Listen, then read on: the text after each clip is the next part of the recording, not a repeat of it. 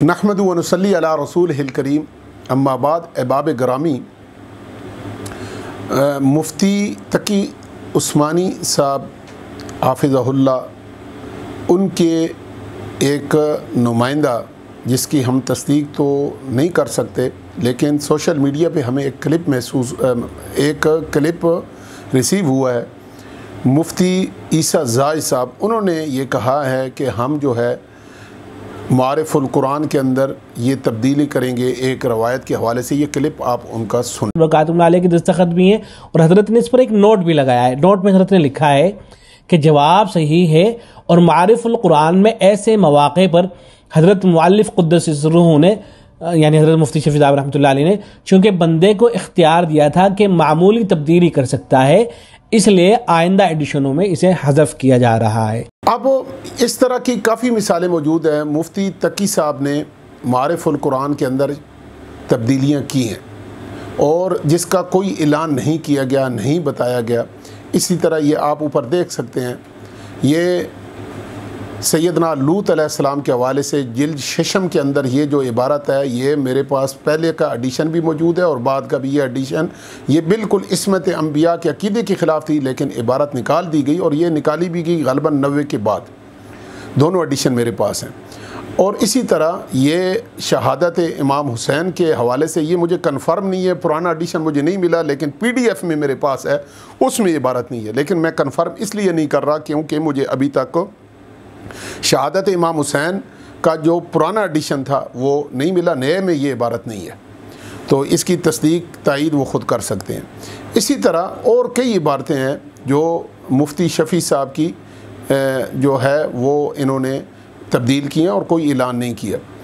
میں یہ سمجھتا ہوں کلام اللہ کے بعد اللہ کی کتاب کے علاوہ کوئی دنیا میں ایسی کتاب نہیں ہے جس کے بارے میں یہ دعویٰ کیا جا سکے کہ وہ لا ریب ہے یا غلطیوں کوتاہیوں سے پاک ہے یا 100% درست ہے۔ کسی کتاب کے بارے میں یہ دعویٰ نہیں کیا جا سکتا، اور ہمیشہ سے اختلاف آئے ہیں۔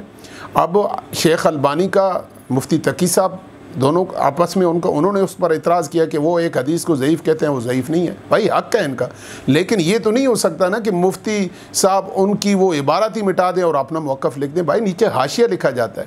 اسی طرح امام بخاری رحمہ اللہ، امام مسلم کے آپس میں اختلاف تھے، آپ دیکھ سکتے ہیں، شدید اختلاف تھے، علمی اختلاف تھے، لیکن یہ نہیں ہوا کہ عبارتیں ہی نکال دیں۔ اسی طرح امام مالک امام شافعی کا اختلاف، اسی طرح امام ابو حنیفہ سے ان کی شاگردوں کا امام محمد امام یوسف رحمہ اللہ کا اختلاف آپ دیکھ لیں، اسی طرح موجود ہے۔ لیکن جو صاحبین تھے انہوں نے یہ نہیں کیا کہ اپنے استاد کی عبارتیں نکال کے پرے پھینکی اور جناب اپنی مرضی کا وہ جو اپنا موقف تھا وہ لکھ دیا۔ طریقہ یہ ہے کہ حاشیے میں اپنی وضاحت کی جاتی ہے کہ ہم امام صاحب استاد سے یا شیخ سے ہم متفق نہیں ہیں اس مسئلے میں، ہمارے نزدیک قرآن و سنت کے قریب جو ہے وہ یہ معاملہ ہے، لیکن یہ نرالا اصول ہمیں دیوبندی حضرات کی طرف سے یہ نظر آیا کہ عبارتیں ہی نکال دو۔ اور پھر ظلم یہ ہے کہ مولانا مودودی رحمہ اللہ، آپ یہ دیکھتے ہیں کہ انہوں نے خود لوگوں کی توجہ دلانے پر بہت ساری عبارتیں جو ہیں وہ خود نکالی ہیں، اور انہوں نے جو ان سے تسامح ہوا ہے انہوں نے عبارت نکال دی ہے۔ سید عنایت اللہ شاہ بخاری رحمہ اللہ کے کہنے پر یہ سورۃ یونس اور سیدنا یونس علیہ السلام کے یہ بارے میں یہ عبارت موجود ہے پرانے ایڈیشن میں کہ فریضہ رسالت میں یہ سیدنا یونس سے کوتاہی ہو گئی تھی۔ اس پر بڑا واویلا کیا کہ یہ فریضہ رسالت یہ ہوتا ہے کہ اللہ کا پیغام جو ہے وہ لوگوں تک پہنچانا، اور نعوذ باللہ یہ انہوں نے اس میں مولانا مودودی کہہ رہے ہیں خیانت کی، جبکہ یہ بالکل صریحاً جھوٹ ہے۔ کسی نبی کی کسی جگہ تعیناتی بھی فریضہ رسالت میں شامل ہے، کسی علاقے سے دوسرے علاقے میں ہجرت کرنا یہ بھی فریضہ رسالت میں شامل ہوتا ہے۔ کوئی بڑا بیوقوف آدمی ہے جو یہ کہتا ہے کہ فریضہ رسالت میں یہ چیزیں شامل نہیں ہیں، لیکن انہوں نے صرف وہ دعوت اور وہ جو اللہ کی توحید جو انبیاء اور مشن جو انبیاء کا تھا وہ ہی مخصوص کرتے ہیں کہ صرف وہ ہی یہ فریضہ رسالت ہوتا ہے۔ یہ سفید جھوٹ ہے۔ اب انہوں نے اس ضمن میں بات کی، وہ تبری کے حوالہ انہوں نے دیے ہیں، اور اسی طرح امام قرطبی کے حوالے انہوں نے دیے ہیں، مظہری کے حوالے دیے ہیں، سارے موجود ہیں۔ اور مزے کی بات یہ ہے کہ جب وہ مفتی شفیع صاحب نے اعتراض کیا، اگلے صفحہ یہ دیکھ لیں، وہ خود کہتے ہیں کہ جو مولانا مودودی نے دلائل دی ہیں وہب بن منبی کی جو اسرائیلی روایات ہیں ان سے ثابت ہوتا ہے کہ واقعہ یہ جو مولانا مودودی کا موقف ہے وہ اس سے ثابت ہوتا ہے، باقیوں سے نہیں ہوتا۔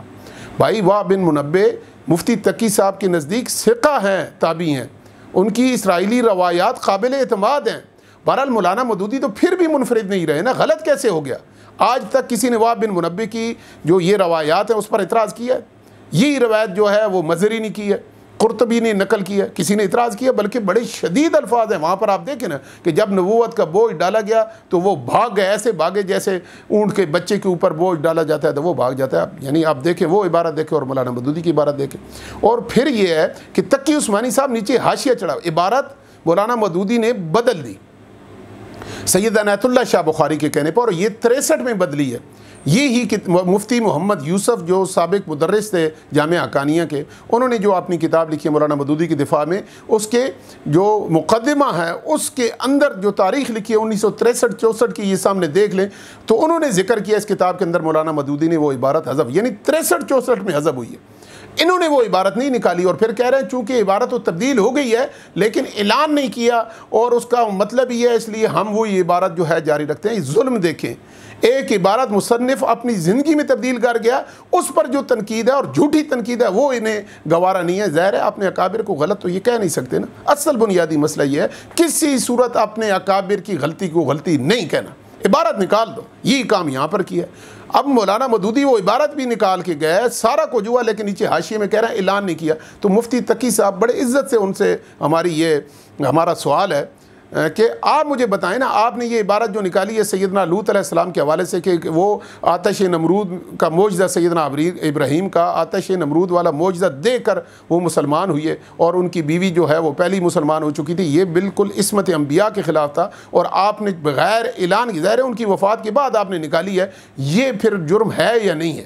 یہ پھر لاگو وہاں یہ قانون کہاں آتا ہے کہ اعلان نہیں کیا؟ اسی طرح یہ بات یہاں تک نہیں رکی، دیوبندی اکابرین نے اور بہت ساری باتیں انہوں نے بدلنی شروع کر دی ہیں۔ یہ الیاس گمن جو ان کے متکلم اسلام ہیں، انہوں نے یہ قاسم العلوم یہ کتاب مولانا قاسم نانوتوی کی ہے، اور یہ عبارت اس کے ساتھ شہادت امام حسین اور کردار یزید، اس کے اندر بھی یہ عبارت موجود ہے۔ یہ دیکھیں کہ ہم سیدنا معاویہ کو جلیل القدر صحابہ میں شامل نہیں کرتے کیونکہ انہوں نے یزید کو خلیفہ بنایا۔ اصل عبارت تھی اجلہ صحابہ میں شمار نہیں کرتے، اجلہ جلیل کی جمع ہے، ٹھیک ہے؟ تو اس کی وجہ یہ ہے بڑا صحابی، ہم بڑے صحابہ میں ان کا شمار نہیں کرتے، یہ عبارت تھی۔ اب یہ الیاس گمن نے دیکھیں، یہ آپ سامنے دیکھ لیں، اس نے کہا جی ہم ان کو جلیل القدر صحابہ میں نہیں کا لفظ نکال لیا، کہتا ہے کہ ہم جلیل القدر صحابہ میں شمار کرتے ہیں، آپ اندازہ کریں۔ اسی طرح یہ فضائل اعمال ہے، اس کے اندر یہ عبارت آپ دیکھ لیں، پرانا ایڈیشن بھی یہ والا اور نیا ایڈیشن بھی دیکھ لیں، یہ عبارت انہوں نے کھینچ ڈالی۔ ایسی درجنوں عبارات ہیں جو یہ کروائی ڈال رہے ہیں، اور جو کروائی خود ڈال رہا ہوتا ہے یہ فرقہ، اس کا الزام دوسرے پر لگا رہا ہوتا ہے۔ لمحہ موجود میں جو کروائی ڈال رہے ہوتے ہیں اسی کا الزام دوسروں پر لگا رہے ہوتے ہیں، یہ بالکل ثابت شدہ بات ہے۔ سبحان ربک رب العزت عما یصفون وسلام علی المرسلین والحمد للہ رب العالمین۔